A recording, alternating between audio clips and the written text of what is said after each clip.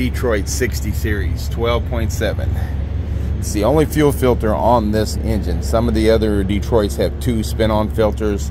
This has the dome water separator type. Keynote here, you see all this black stuff. This is the allergy type shit that's in the fuel tank, and I had a whole bunch of it that used to sit down inside the housing when I took the filters off. I just changed this filter 2 weeks ago. Usually it takes me about 2 months, month and a half, 2 months for me to have to change it. But 2 weeks ago, I dumped a bottle of this. Well, I'm sorry, it's a white bottle. It's this brand here. It's the Power Service, and it's a white bottle, but it has green in the bottom of it. It has green letters down here, and there's a regular one that's white, and then there's a white one with all the green on the bottom. I forgot which one it's called. You'll have to forgive me on that, I forgot, but I dumped a whole bottle of that in the driver tank. The driver tank on this one seems to appear to be the primary tank where the fuel comes from, because one time I ran out of fuel because my truck was tilted to the passenger side and all the fuel ended up over there and it wouldn't start. So whether that's true or not, I'm not qualified to give you that. But what I can tell you is that dumping one of those bottles is enough to cover 250 gallons worth of fuel. And that's what I got, 125 gallon tanks. Well, I dumped one in one tank just to get that one cleaned and see what it would do. And what it did is it brought all this junk out in 2 weeks. They would usually take 2 months. So, you know, I might get a few filters and try to get it all cleaned out this spring and see if I can get it out. But like I say, we just had to empty this 2 weeks ago, and you can see it's already up full to that line. So I usually keep an extra one of these. I keep one of these full of diesel at all time in case I have to do a quick change and I ain't got time to catch it. But so I usually have an empty bottle too. But instead I can't find, I think I threw my empty one away, so we're going to use this bottle here. And what we're going to do is we're going to open this valve right here. There's a little valve right there and lets the fuel come out that silver deal. Best thing to do is take a rag and wipe it off first, so if there's any mud or anything on it, it won't go in the jug in case I need to use that fuel. If it does, don't get me wrong, the fuel filter will clean it, but it's just better to wipe it off. We're going to take and wipe this out real good. Everything looks good. Now we're going to go ahead and take and dump the fuel out of there till it's about level. We're not going to try to dump it out of the whole housing. So now that we got all the fuel out of it, put it in that container, we're going to take this wrench here. We're going to, it's got little grooves in it. Slip down on the grooves. We're going to make sure it's nice and even. Make sure it's all the way around, because you don't want it to slip, because otherwise you'll find yourself falling. Just give it a little pull.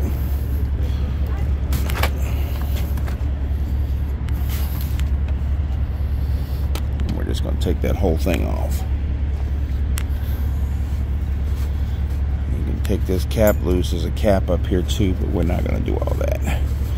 We're just going to take this off here. Hopefully we got the fuel down to where you really want to try not to bring the fuel level down below these valves here. So what I'm going to take, you can see all that nasty shit that's in there. Just set that down right there for now. Kind of see.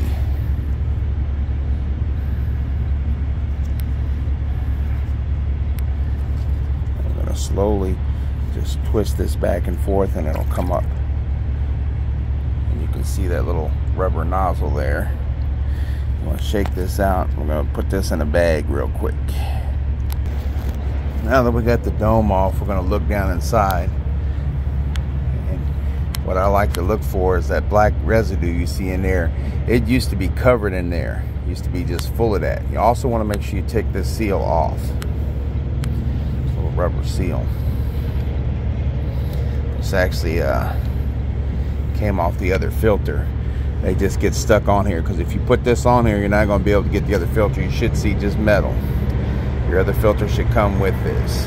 Okay? So, get rid of that. and I like to look in there and see. And if I got time, I'll drop all the fuel out and clean all that out, but it's not that bad as you can see. Okay, so it's usually worse than that. That's really good, actually. So now we're going to go ahead and put the new fuel filter on. If you look here on the new fuel filter, you see that's that little rubber piece that we just pulled off of that other one. So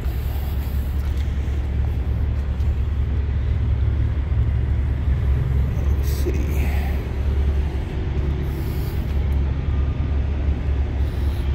All right, oh, there it is.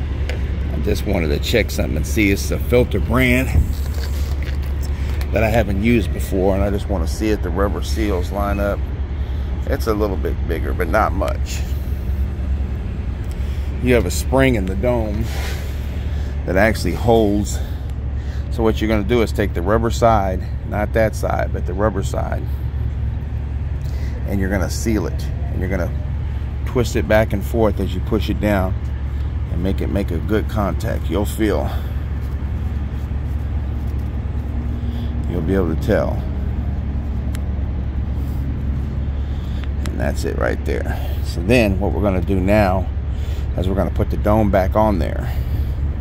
The fuel, the way the fuel works, it comes on the outside and it goes through this filter.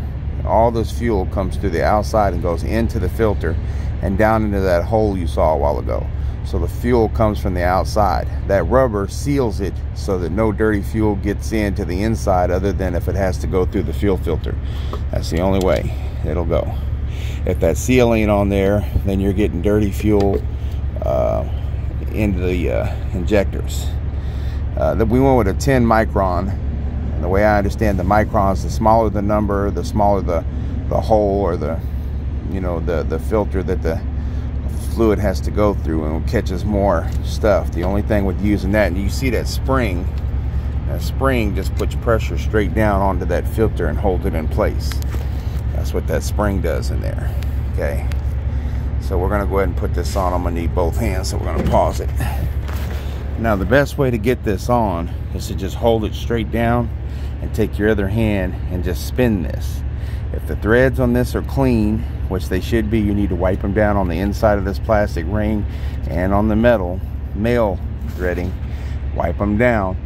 You should be able to spin it around pretty easy. If you start to get about a half a spin and it's catching, then you're probably stripping it. You're probably putting it on wrong. You need to back it off a half a turn and come back at it. Make sure everything's nice, level, and flat when you put it on there. Now I've already got like 45 spins out of this, and it's pretty tight to the hand. You don't want to over tighten it. You don't have to. You put this wrench on there again, find the grooves, make sure the wrench goes down evenly on either side, and give a push towards the engine. Righty tighty, lefty loosey. There you go. Just another little push, and that's pretty good right there. And the system will let you know if you're getting air and bubbles in there when you get the fuel in there, or you're having problems with the fuel not staying in there, it's leaking, then those are obvious signs. Now we're going to take this off.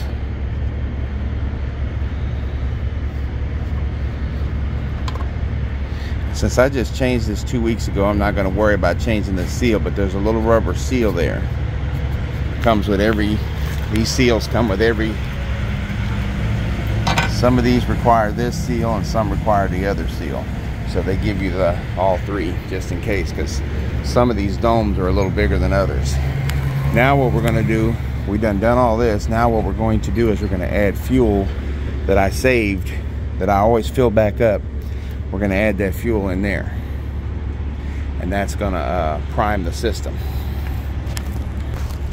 Okay, we done added the fuel there. We got it up enough. I believe we can start it at this point. We're going to do that right now and get it started right now.